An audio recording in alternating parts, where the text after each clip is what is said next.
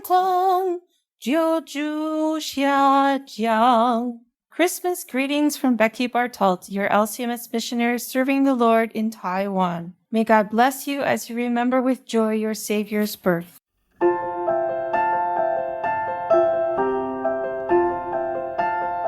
You're listening to the 12 Days of Christmas on KFUO. It is time for another Christmas hymn story.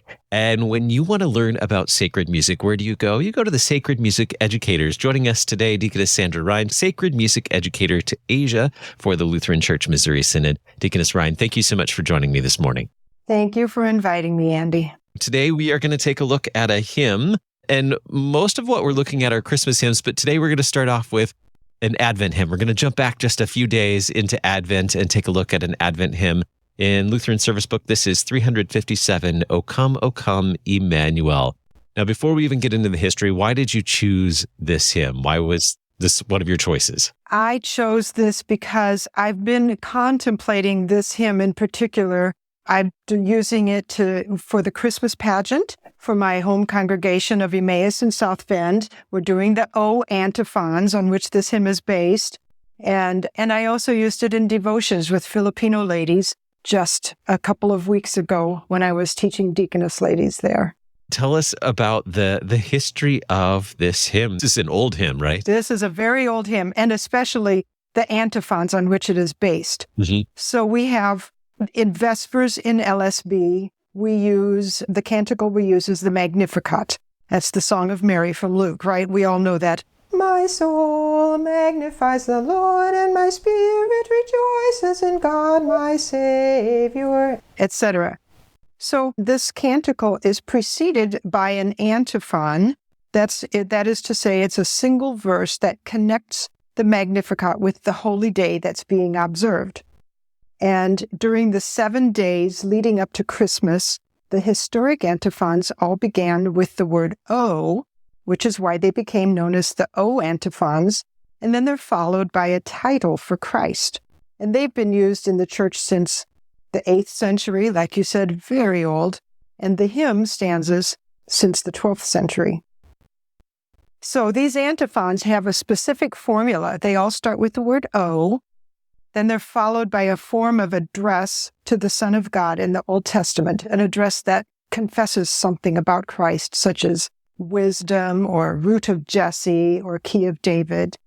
And then that title is followed by both a description of the Son related to the title and then a petition that includes the word come because we are anticipating Jesus coming.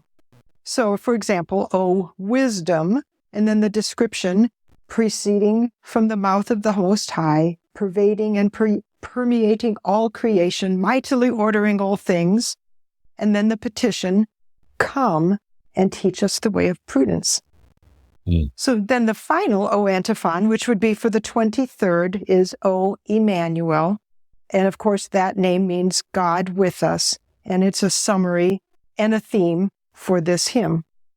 And that word Emmanuel is drawn from the messianic interpretation of Isaiah that's found in Matthew, which says, all this took place to fulfill what the Lord had spoken by the prophet.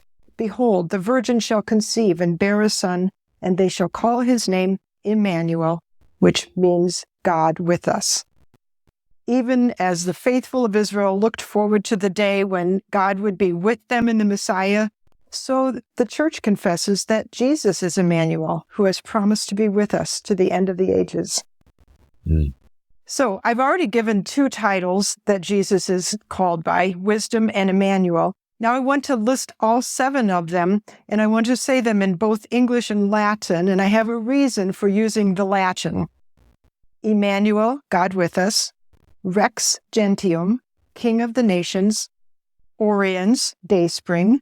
Clavis David, Key of David, Radix Jesse, Root of Jesse, Adonai, Lord, and Sapientia, Wisdom. And the reason for the Latin is one more fascinating historical fact about these O antiphons. The initial letters of those names of Jesus, if you don't use the O, form an acrostic, E-R-O-C-R-A-S,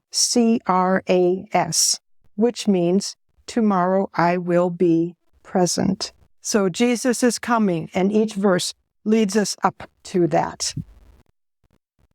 That is a beautiful history, and we are almost out of time. A little bit about the tune that we sing this text with today. The tune also has the flavor of the ancient chant, and yet is a more modern tune. It has a refrain at the end. Rejoice, rejoice, Emmanuel shall come to thee, O Israel. The tune is 15th century, so not quite as old as the text, but most beautiful. O Come Emmanuel, 357 in Lutheran Service Book, Deaconess Sandra Rhein, Sacred Music Educator to Asia for the Lutheran Church Missouri Synod. Thank you so much for this great hymn story for us during the 12 Days of Christmas. You're welcome. I'm Eddie Bates. You're listening to the 12 Days of Christmas on KFUO.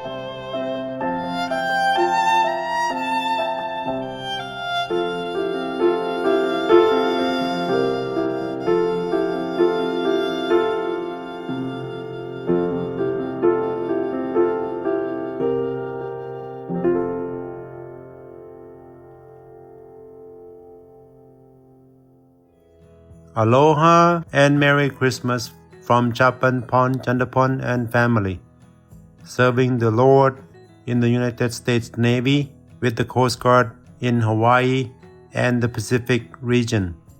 Merry Christmas! Merry Christmas! Merry Christmas! Merry Christmas!